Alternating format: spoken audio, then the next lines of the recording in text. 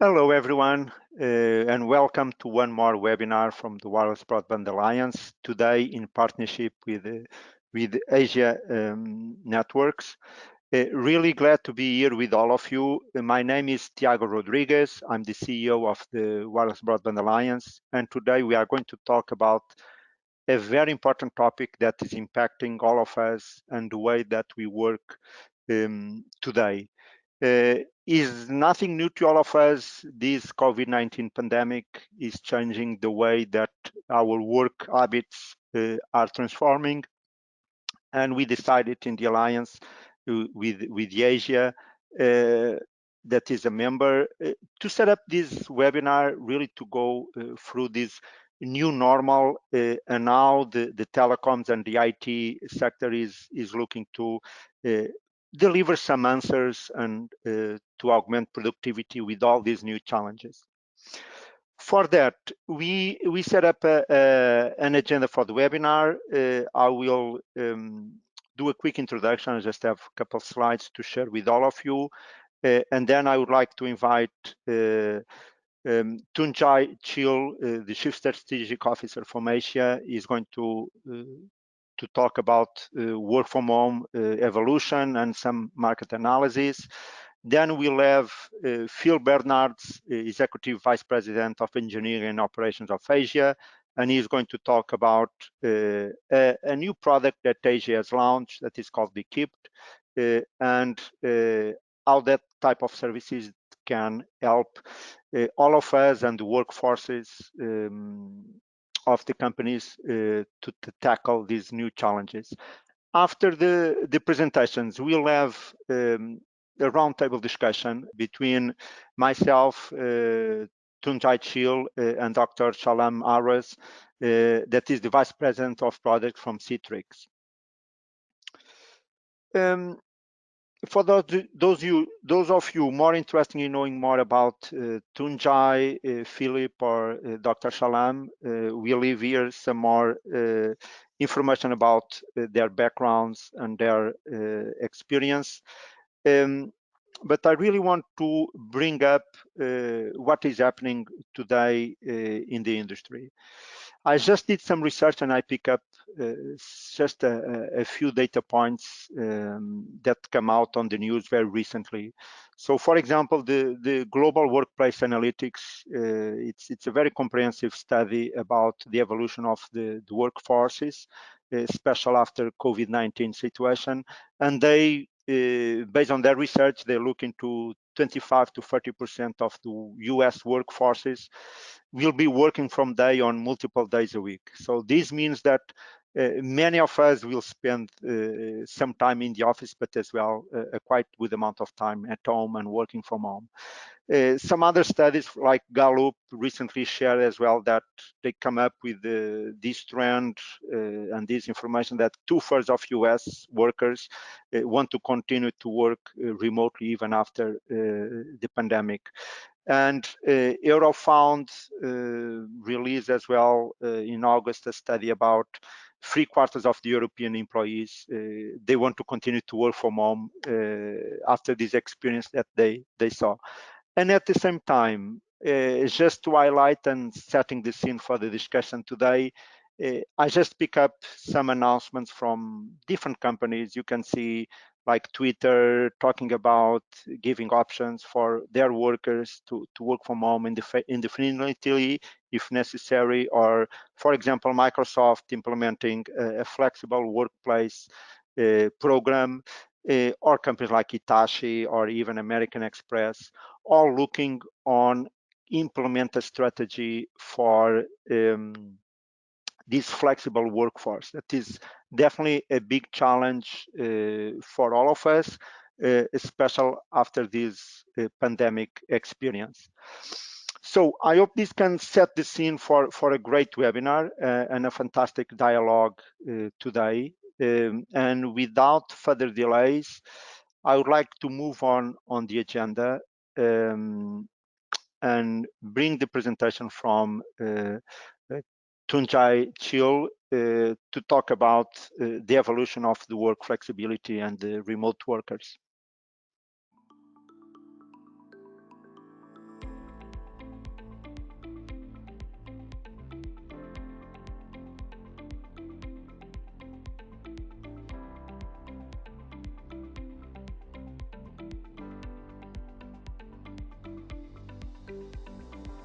What really changed for the work environment over the last 6 months? Is work from home trend here to stay, or the lack of physical presence a hindrance? With this new normal, we see a multi-trillion-dollar opportunity for SMBs and enterprises, and a definite need for a more modern, distributed, and highly productive workforce. Hi, I'm Tuncay Chil, Chief Strategy Officer at Asya. In a short moment, I will explain our vision for the future of office work, introduce our new work from home platform, and explain how we create value for the SMB and enterprise solutions ecosystem. First, let's do the numbers on the market trend. About 25 million people in the US already worked from home at least once a week before the pandemic. This is 16% of the working population, and 6% was doing this full-time already. The average income level of this group was significantly above the US average, so it's safe to say that teleworking was a sign of affluence back then. Let's go back to March 2020. In a matter of weeks, 20 million jobs disappeared and the remaining became primarily remote. According to Gartner HR survey, employers transitioned 60 to 80% of their workforce to work from home during the pandemic. Now that we know what's happening, let's speculate about the future a bit. Most research organizations are projecting 40 to 50% of the working population to remain working from home after the pandemic. Asya takes the low end of these projections and assumes 55 million people will be working from home post-pandemic. Now, this is more than double the number pre-pandemic levels. Beyond the health concerns of the pandemic, there are long-term drivers for a permanent remote work. Reduction in office-related expenses, payroll savings, increase in worker productivity, expansion of global workforce, and easy access to global labor markets. The simplest of these forces is the cost savings associated with not paying for office costs. Roughly speaking, in the US, this is projected at an annual expense of $10,000 or more per employee. Another driver is the gains in productivity derived from remote work. A Harvard Business School study found a 4 to 5% net gain to work productivity when employees work from home on their own schedule. Part of this is attributed to a decrease in draining activities such as commuting into the office, but the gains are also associated with modern practices related to the workday. When the employee is no longer expected at his desk in one continuous block, the employer nets productivity gains. We are also seeing that removing location as a qualification factor for getting and keeping a job makes it easier for employers to maintain a larger pool of employees. This includes the reintroduction of employees that may have exited the workforce due to office culture and location. Continuing with that point, access to a distributed workforce allows the employer to reduce some of their payroll costs. Employers with a remote population can expect an average 5 to 10% payroll savings due to hiring employees with a lower cost of living.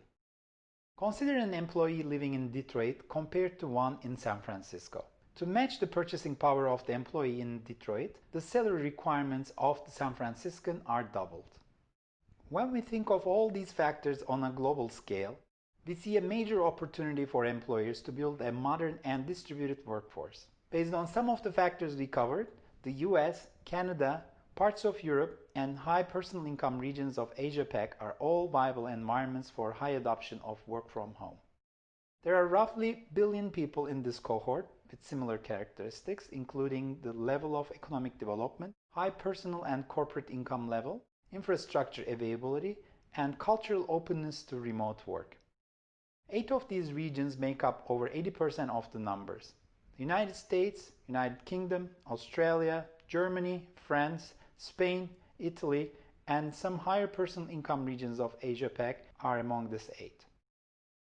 We covered a lot of ground. Let's simplify our learnings. There are about 1 billion people living in the countries which we think are ready for permanent remote work. There are 400 million workers in these countries, and we estimate that 160 million of them will be our target for permanent remote work. By adopting work-from-home friendly policies, employers can realize $50,000 to $100,000 in economic gain per employee over the next 5 years. With 160 million possible remote workers, we are looking at multi-trillion dollars in value creation over the next 5 years.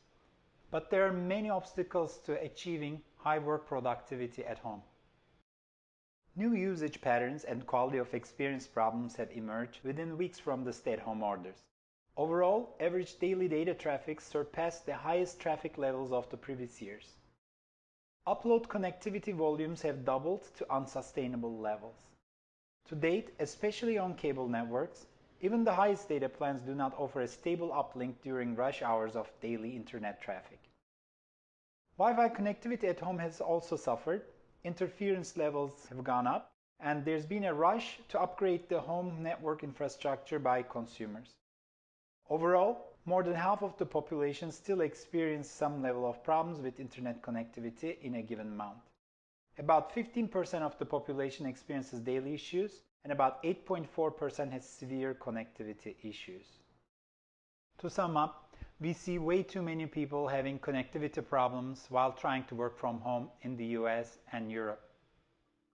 In order to achieve this new normal of high productivity across the world, we need to get ready for the prime time. And to do our part, we have built industry's first SMB and enterprise-focused work-from-home platform. Ladies and gentlemen, without further ado, I present to you our new work-from-home platform, EQUIPE. To work from home, as a productive team, without connectivity issues, with peace of mind. Introducing EQUIPE.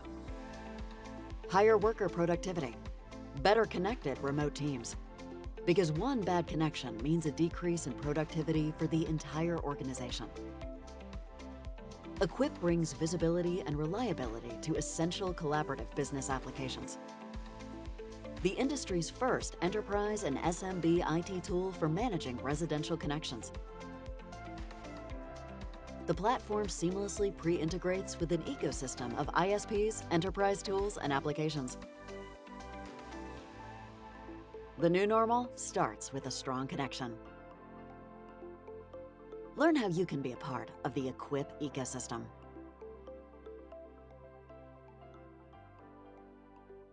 Yeah, fantastic. Thank you so much, Tunjai. Great content. Definitely there is a challenge that we need to address. And without further delays, I would like to move on the agenda and bring the presentation from the next speaker. So Philip Bednarz. And Philip will deep dive on EQUIPE and discuss with us all the benefits and how EQUIPE can improve the remote and flexible workers, but as well how to improve the home broadband and to make the work from home experience much more compelling and productive.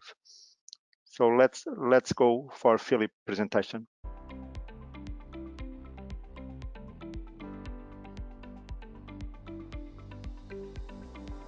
So what has really changed in the work from home environment? 6 months ago, most of your employees were collaborating in person, working efficiently with processes that were developed in a time when in-person contact was assumed to be easy.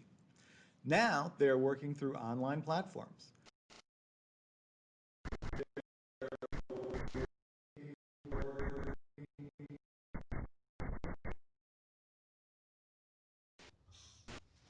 Well, there you have one example of what has changed. Now collaboration between your employees depends on reliable communications. And what's more, the effectiveness of that communication is dominated by the weakest link. My technical difficulties a moment ago impacted the effectiveness of this entire group. Monitoring our ability to collaborate, finding connectivity issues that prevent us from collaborating effectively, and ultimately solving those issues is what EQUIPE is about. I am Phil Bednarz, and I am Executive Vice President of Engineering and Operations at ASSIA. I'm going to take you on a short tour of the EQUIPE platform and show you some of the ways we look at connectivity management and productivity management in the work-from-home era. It all starts with a new way of looking at connectivity and user experience we call workput. ASSIA is a leader in network management and optimization of residential internet user quality of experience, or QoE. QoE measures the application user's satisfaction or happiness with the service they are getting. While we would like to get direct user feedback all the time as a way of monitoring the service, that's not practical. Instead, we take occasional, simple feedback from users who give us a thumbs up or a thumbs down on their connectivity, and then we apply our deep knowledge of communication systems to machine learning algorithms for predicting QoE based on underlying quality of service parameters. Connectivity quality of service parameters are things like data rates, packet error loss, signal strength. These QoS parameters are readily sampled and when processed correctly, accurately predict a user's quality of experience. WorkPut takes these ideas another step. We recognize that in a real-time collaborative environment, like a video conferencing application, my quality of experience depends not only on my connectivity, but on the connectivity of the group I'm interacting with. Bad connectivity of one employee impacts the productivity of all others.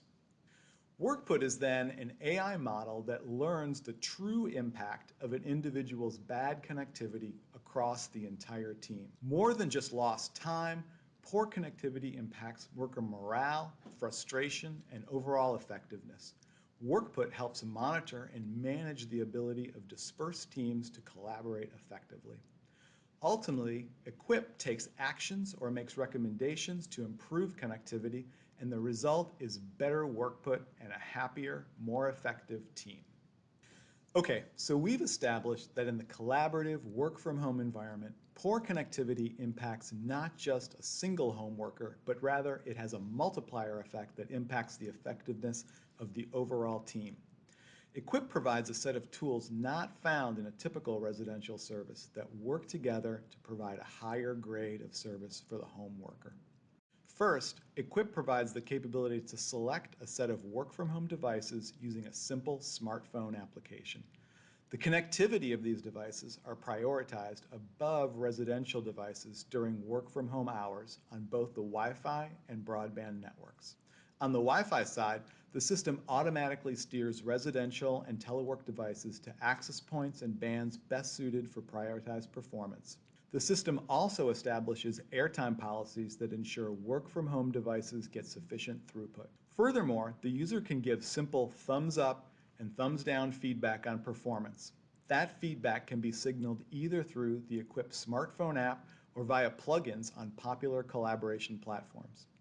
The system takes this user feedback and evaluates quality of service parameters in real time to make further adjustments. Here is one of the places where the WorkPut concept comes in.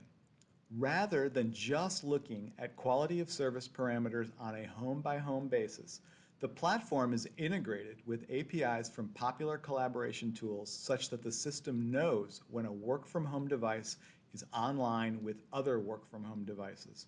When one user gives a thumbs down on performance, the system checks all collaborating users to see if something needs to be changed on their home network. This is an important part of optimizing for team effectiveness. Sometimes my bad quality of experience is caused by issues on your network. Pinpointing and resolving those issues is key to improving WorkPut. EQUIPE also protects the user QoE on the broadband side. The system manages a secondary WAN interface which can provide broadband redundancy or load balancing via either LTE modem or a secondary wireline interface. The use of the secondary WAN is optimized to maximize WorkPut while managing bandwidth costs on the secondary connection. All of these capabilities are visible and supervised through an IT administrator dashboard. A key concept with EQUIPE is that your employees should be focused on their work and they should not be dealing with IT problems, just like they would not be dealing with IT problems if they were still in the office. Today, enterprise IT administrators have a number of tools available to them in order to remotely diagnose application and service issues, but they all require connectivity to the remote desktop. EQUIPE fills this gap by providing the enterprise IT administrator with visibility into the remote working side of the residential network. Here's a peek at what the IT administrator sees. This screen is a view into connectivity for Ben, a work-from-home employee. Ben has a DSL service at home from CenturyLink and has a standby LTE failover modem with T-Mobile service. Central to the screen is Ben's WorkPut over the past couple of days. Here we can see that except for a couple of good spots late at night, Ben's WorkPut is struggling, and it is impacted by the quality of both his broadband and Wi-Fi network. We also get a summary of Ben's teleconferences over the past couple of days. He is collaborating with colleagues frequently, and the direct thumbs up, thumbs down feedback on his conferences is only average. There's a lot of information here, but we can quickly get some recommendations on Ben's service without diving into a lot of diagnostics and data. The first recommendation is that the system is finding upstream congestion during times when Ben is on a teleconference. Sticking with the theme that this is an employee enterprise problem and not a residential service problem, the system provides the capability for the IT admin to upgrade service on behalf of the employee. Leveraging the type of integration ASSIA has done with many carriers around the world, the system is capable of initiating a service should an appropriate service be available. Another recommendation is simply to activate the WAN 2 failover modem, which will cut to LTE service not only when WAN 1 fails, but also when Ben is experiencing low workput due to WAN 1 upstream issues. Let me also highlight that Ben's workput is also impacted by his Wi-Fi performance. In this case, EQUIPE is prioritizing his work-from-home device, but it is suggesting that a Wi-Fi extender will benefit the experience. Again, the system can be integrated with carrier systems such that the enterprise IT administrator can order the extender on behalf of the employee. Important for the remote worker is also the connectivity performance to services the enterprise uses. EQUIPE can be configured to test connectivity to a number of common platforms from the user's home. In this case, we have examples of Slack and Teams, but also a corporate VPN service for the remote worker. In all these cases, the system is testing connectivity and generating quality of experience scores so that the IT admin can pinpoint issues. Let's flip now to the Connections tab for Ben's service. Here are more details about Ben's WAN connections, as well as performance all the way to his work-from-home devices.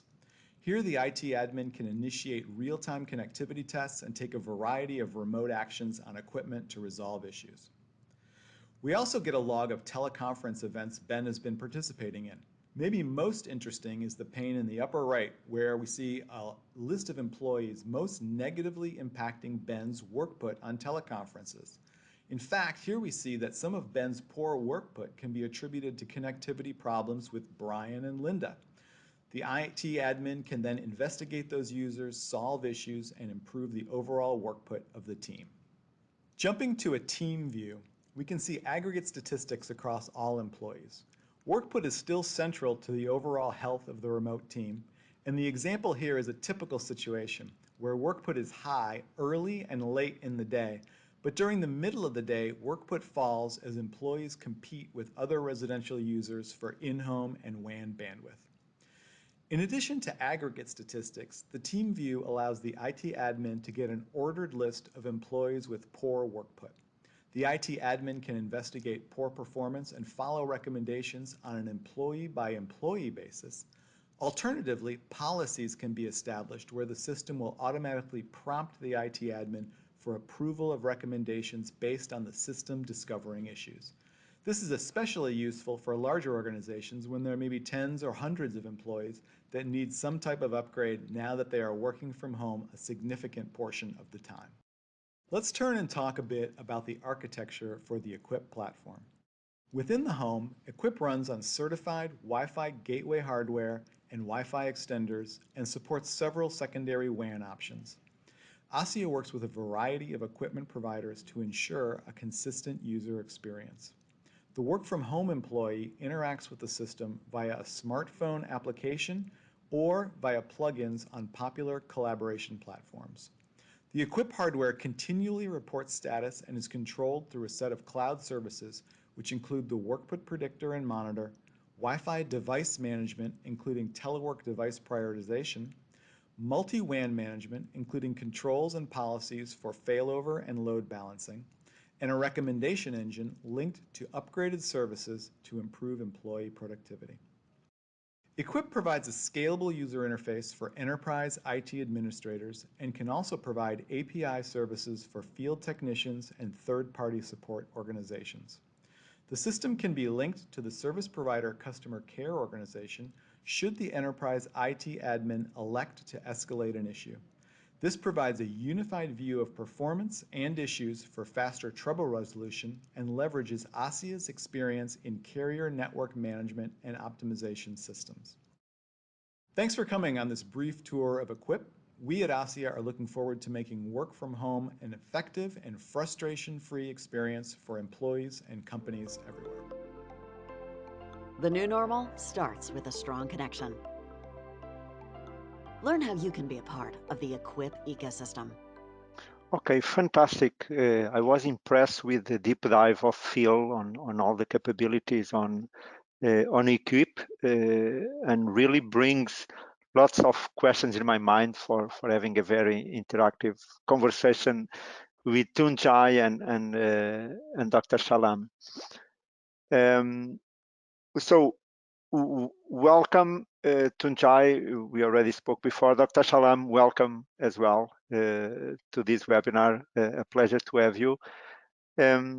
Maybe I will start with the question to you, Dr. Shalam. So after watching all the inputs that Tunjai shared in terms of the trends on the industry, really, could you share with the audience some of the challenges that you can see coming with this pandemic, and even after the pandemic, what are the challenges for these workforces that we have nowadays, and how the companies can augment productivity, knowing that we live now in a new situation where many of us, unfortunately, like today, we all are in our houses and we have somehow this webinar in our houses. So how companies can manage better and address some of the challenges for this new situation that we live in? Thank you, Diego. Yeah, I think this is month 7 of working from home on a full-time basis for many of us. When we saw the shelter at home message, at least from our local authority, so clearly things have changed. And the initial reaction was back in March, at least for those that are in the U.S., was let me go get my toilet paper and home supplies, and then figure out how to work from home. And I think now things are settling into more of we dealt with the panic, we settled down a little bit, now let's go look forward on how to do things. And we're learning many things. We're learning that work from home is great for a certain set of tasks, yet for others, we need some new set of tools for collaboration, especially as you saw in some of the video examples that were shown earlier in the webinar. The collaboration experience, it remains very important for individuals working from home. And if there are gaps in that collaboration experience, even trying to get someone's work done during the day is compromised. So we're definitely learning about how work from home can be effective for which type of individuals and in which circumstances. Our belief is that permanent work from home is suitable for certain jobs, but not for many others. But we do think that the flexibility of having the option to work from home is going to remain very important. Even as we go into the fall and winter season in the northern hemisphere, we're seeing the pandemic may be coming back, and there may be other situations like that, other natural or macroeconomic situations that drive a work from home need. So we do think that the flexibility is going to be important as we go forward in enabling work from home, in being productive, but it doesn't mean that we're all going to be stuck working from home, because we're also seeing some downsides that are coming through on various large companies that are indicating that productivity is also suffering from work from home, not just from the tools themselves, but also from a personal behavior. So that remains to be seen, but certainly work from home in one shape or form is here to stay. And we believe that there are great opportunities that need to be solved for enterprises to make this effective for their employees. Yeah, thank you, Dr. Shalam. I really like when you mentioned that many enterprises, after a few months of having many workers working from home, they started to realize that the levels of productivity somehow they are decreasing. So working from home is not all positive. There are some challenges. Maybe Tunjai, I don't know if you want to share some of your thoughts of how those challenges can be minimized, and how platforms like EQUIPE can help that challenges. Absolutely. So I think it starts with the recognition of the variety of use cases within the work from home experience. So on one end of the spectrum, we're looking at a more traditional residential type use mixed with some, some work use on certain devices, maybe with some collaboration tools or communication tools in one extreme. On the other extreme, it looks a lot more like a real remote office branch type of use cases where security is a big concern, and a certain type of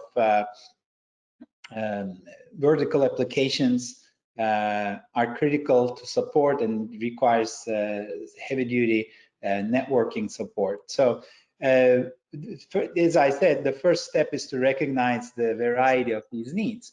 Of course, part of that is to recognize the variety of devices and network elements used, applications. So in a nutshell, there has to be a way of predicting how the work environment, infrastructure in the home for these variety of use cases behave, right?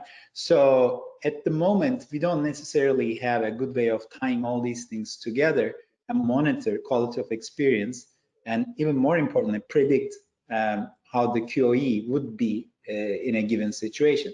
So first, this particular issue needs to be addressed. And as Shalan said, we're learning a lot about working from home.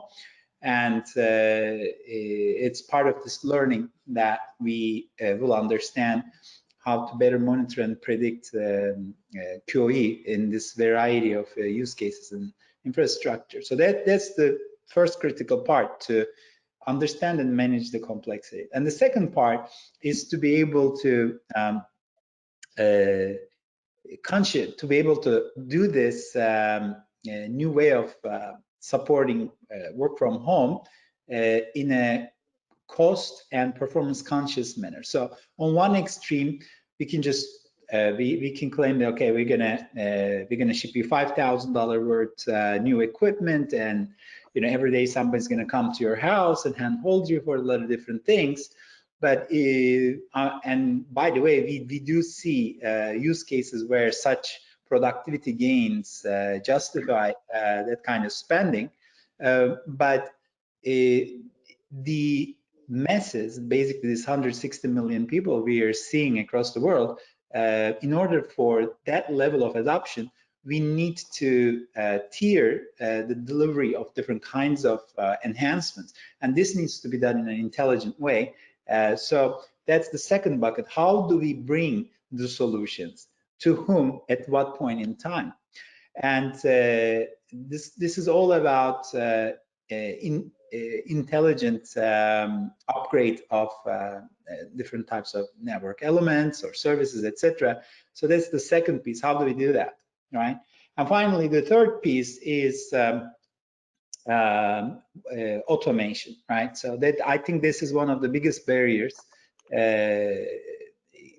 for any kind of mass scale solution to work from home connectivity needs. And by automation, we mean essentially the delivery of different kinds of solutions with minimal human interaction, right? So in one extreme, this can be a fully automated AI-based system that makes decisions on who gets what upgrades when. And of course, this requires integration with service provider or ecosystem vendor services, so the delivery is automated. On the other extreme, it could be a consumer-like, prosumer-like experience where an individual teleworker orders this kind of upgrades, but there is a service that automates this delivery. Whatever the case is, without automation, there are too many friction points in these different silos of solutions, and without addressing the ease of use and integration, and finally automation of this solution, delivery of these solutions, the frictions are just too great to make it a mass market solution. So these three different parts of the puzzle needs to all come together, and that's what we're trying to do with EQUIPE. So that's the main idea behind EQUIPE.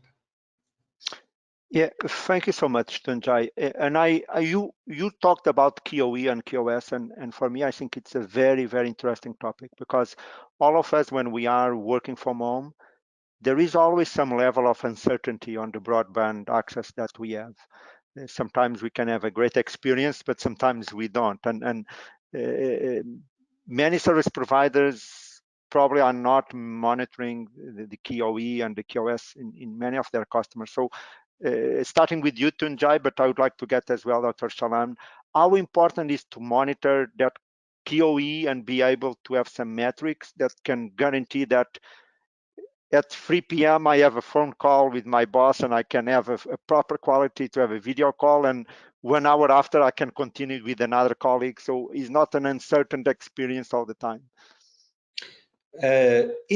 I mean, the short answer is QoE monitoring is the most essential part of the puzzle, or at least the very first step, because it's in a way sets the way we look at the problems, right? So if the different perspective looking at the problem ends up in different solutions and different effectiveness, right? And as I mentioned, there is quite a bit of variation in the use cases and the behavior of the infrastructure. So there has to be a specific QoE framework for working from home, if you like. So that piece is new because the context is new, and we're also discovering that most of the QoE models that were in the market, and also some of our models, we're not necessarily addressing the needs of work from home. So that's what we're building. So the service providers have actually access to really advanced tools on both QoS and QoE management, especially on the mobile networks. They're even more capabilities available. So the issue there is to be able to again construct the framework to use these tools, this QoE and QoS management tools, in a way that will align with the end user necessities, right? So that's the part that's not yet in place. So otherwise, there's more than enough software tools or solution frameworks, etc. It's just none of them are delivering the end user focused solutions, if you like. So we need to go from a tools perspective to a more of an end user experience perspective. So that's with these QoE, QoS management tools, that's the missing link, at least for the work from home environment right now. Yeah. Right. Dr. Shalan? Let me add two points that we care about. One is with respect to QoE and QoS, I'm going to relate to my car driving experience. I used to drive a stick shift. I enjoyed the experience, but when I moved to automatic, I said, "Wow, one less thing to worry about." And I just started driving a Tesla, which means it can practically drive itself, which is even fewer things to worry about. So, with respect to QoE and QoS, I think the end user just wants it to work and work all the time. It's really incumbent upon the service provider or the operator to worry about that. Of course, the system has to be intelligent to deliver that value. But the main thing is to not put the burden on the end user to worry about this and say, you will have a great experience at all times. So it's really about automation, intelligence, and auto remediation that has to be part of the system to deliver that value. Okay? The second thing that we should not forget about is in many households, there are more than one people working from home, and they're not but with the same company. And there are also children potentially, or others that are in the same household that are also taxing the same network for video and voice services. I mean, our household, in the mornings, there are 4 separate video calls like this, and they're on different platforms, and to make it even more complicated. So work from home is what is the priority of the individual within the work from home hierarchy? Because there are multiple people working from home in one shape or form, and how is that addressed? Is it by, again, the same shared equipment, but having some work from home knowledge? And who gets priority? Which spouse gets the priority? And that's to be a good home, bedtime debate. And then there's also the factor of if someone's work creates a lot of value, dollar value, just to keep it simple, do they need to have some separate scheme to give them that priority or give them that access? And I think these are all business decisions that need to be made based on the cost and ease of implementation of the choices. In some cases, it could be a separate Wi-Fi signal, for example, for that person whose job is so important that they need dedicated access, whereas for the rest, it could be a shared experience. So these are the factors that need to come in, but it all has to be, again, silky smooth and not let the end user worry about any of these details, ideally, and have them just enjoy the great experience. Yeah, thank you, Dr. Shalan. Based on what you said, that definitely the home environment is very complex with multiple devices and users. And looking into the Tunjai data points that he shared on his presentation, that we may have millions of persons working from home, not every day, but majority of the time. Do you believe the networks and the IT systems of the companies are prepared for this shift? Because this is quite a big shift, because having full forces or a big part of our workforce is working from home, we need reliable broadband, we need availability of those workforces to do video calls several times a day.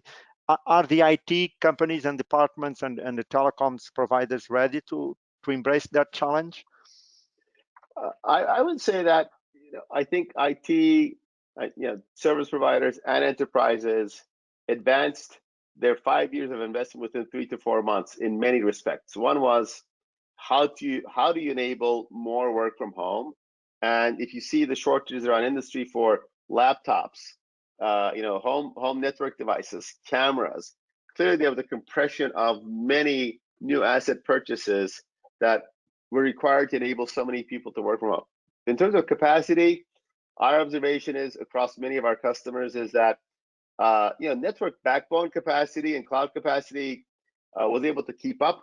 There were some very minor incidents here and there, but generally speaking, those were able to keep up, mainly because, again, they had been well provisioned, and there was enough other traffic that had to be accommodated, probably thanks to people like Netflix that were driving network capacity, that raw capacity was there. But the parts that we saw that needed change and that are still went from panic now to forward thinking is the end user experience, as well as security, because security became a major issue in this situation, because a lot of high value work and high value data was only consumed within an enterprise location. Now that people have been forced to work from home, the whole security perimeter has changed, and there are solutions that enable security not just on the home network and the uplink with data encryption, but also what users can access, where they can access it. All those rules have been toppled. So we have to look at this broader experience as a good experience, good connectivity, also security, because without security, many enterprises will shun enabling more work at home because they're just so concerned about data loss and its legal and commercial and financial implications. So those are the things that need to be kept in mind. We think that the broader capacity is less of an issue, but enabling the work from home environment and the backend data access rules and security are also significant problems to deal with. Yeah, thank you, Dr. Shalam. I see a couple of questions coming from the audience. I will propose directly one to you, Tunjai, asking about, so is EQUIPE available on all types of devices, include smartphones and all that? So it's available for any type of equipment. So on the user device end, we cover majority of the devices. So on the on the home Wi-Fi networking piece, there's essentially a long list of hardware software combinations that we support as technologies. But in terms of available bundled solution, we have preferred partnerships that's going to essentially deliver specific type of equipment. And over time, we will also allow a certification program. So that's how we're going to handle it. And then on the application side, we're starting out with mostly the collaboration applications, where most of the popular communication and collaboration tools will be supported. And over time, we will add more. And on the services side, we are working with a handful of pioneering ISPs, if you like, this year to deploy and launch the connected service. So this enables more seamless and automated experience of service delivery, for example, over the air upgrades of service, etc. And we're also going to bring early next year the support functions, the third-party support functions, on-demand support functions.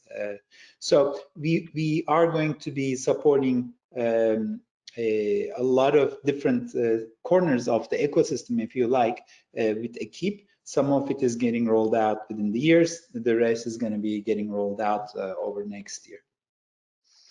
Yeah, we are coming towards the end of our webinar, but before I want to bring one more question that come up. So if you have the chance to do an ask to the service providers, the operators that provide the broadband, and as well to the government, regardless if it's US, Europe, any country. So if you have an ask for them, what these entities can do to help these type of solutions like EQUIPE that make us the work, all of us as workers, be more productive, and at the end of the day, make our economies where we live more productive, more sustainable over time. So I know if Dr. Solan or Tunjai wants to go first, but if we could ask the service providers what they could do, and at the same time to the governments to promote these type of solutions. I'll take a first cut at it. I think, again, I want to look at it from a global perspective, because in some countries, everything is in a good shape anyway, so there's maybe less to do. But I think what we have to look at this as a social compact as well, because when we moved work to home and students to home, we need to make sure that everyone gets a fair access to these networks. Otherwise, we're going to affect our society. So one thing that we need to do, again, apart from technical solutions, I do think that there's a social compact that we need to put together and say, let's make sure that everyone has great access to networks. And if they're unable to afford to do so, that there are programs to help them. And I know that many telcos do that anyway. So it's really important to recognize the broader social context that we're doing this. But beyond that, I do think that as we share information about the performance of the experience, think about the QoE, but maybe in a more end user impacting form, I do think that telcos and in some cases governments also should review that broad experience. This is almost like utility value that affects the economy, because if you cannot work from home properly, then the government's value to their citizens and the telco's value to their customers is going to be not up to par. So sharing this information, the one that I love, for example, if you look at the Netflix ISP index, it's a great way to show how videos are experienced.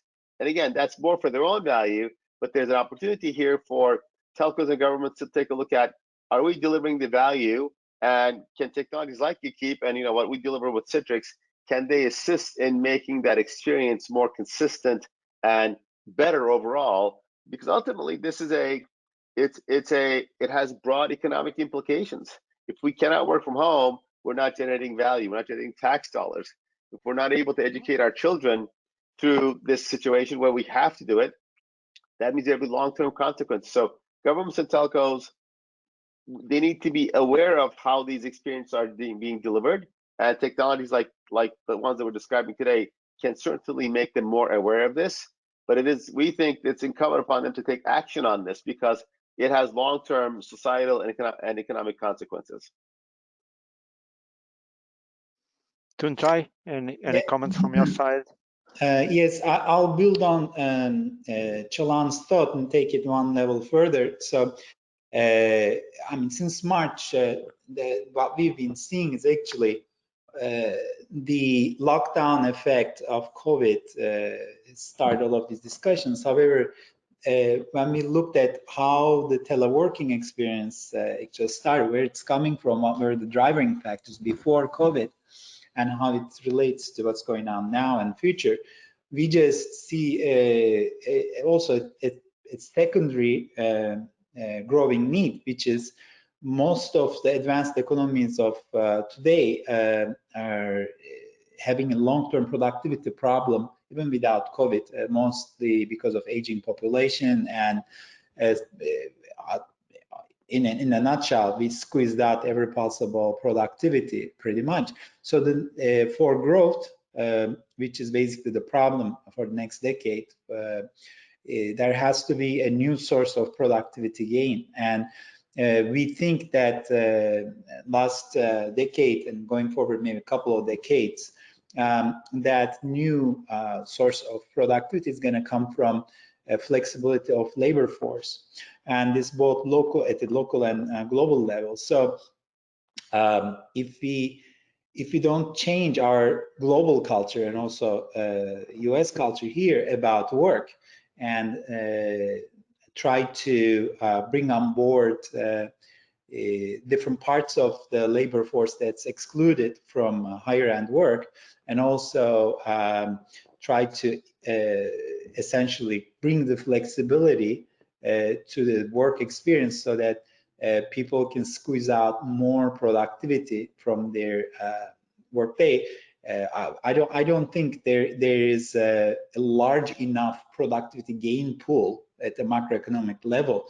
So this is why I'm thinking about work from home, maybe a little beyond just IT networking support task, but it really is about the next source of global economic growth, right?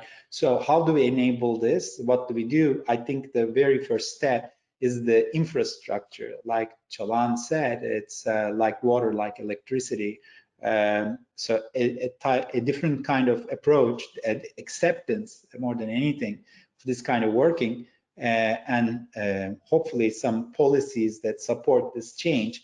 Because to be honest, we don't have the legal infrastructure in place for work from home, or the acceptance of how part-time, full-time, off-site, on-site employees are treated, how different kind of service providers interact within the same home. So the legal frameworks for these things are being sorted out now. So the more flexible approach we have, the better infrastructure we have, the more productivity we will squeeze out of this. So that's how I see our mission at a very, very long term. So that's where the source of productivity is. Yeah, thank you so much, Tunjai and Dr. Sharam. What a way to close our conversation by showing to the world that the telecoms industry is responding and putting on the table solutions to help everyone in the world, providing solutions after this pandemic that we are all suffering. Is really very rewarding to see that companies like Asia, Citrix, but many others are putting solutions up front and help the lives of all of us. And just to finish, Tunjai, if anyone that is watching today this webinar or may want to watch it offline, if they want to learn more about EQUIPE, what they should do. So they should go any website, any place that they should know more about it? Sure, we have extensive online and offline resources. So the easiest one to remember offhand is equipe.ai. There's a website, and within the website there They're not only the product literature, but also a lot of references to research for the industry. So not just, we welcome our competitors as well to participate. So it's not just for customers. So we would like to foster development in the entire economic system here. So we also have a YouTube site. We have some video resources drilling down into specific topics. It's hours and hours worth of material. I welcome everybody to have a look. And also, you can always reach us directly, right? So our contact information is on the website. So we'll be delighted to provide information to potential customers, but also to anybody who's interested in the topic. Thank you so much, Tunjai. Very interesting conversation. Thank you, both of you. Anyone that is watching this webinar or may watch in the future, if you have questions, feel free to push those questions either to me or Tunjai or Dr. Salam via websites, LinkedIn. You can contact us from multiple channels. Definitely we'll be more than happy to exchange some ideas with you. And for now, thank you, Tunjai, once more, Dr. Salam. Thank you so much for your time.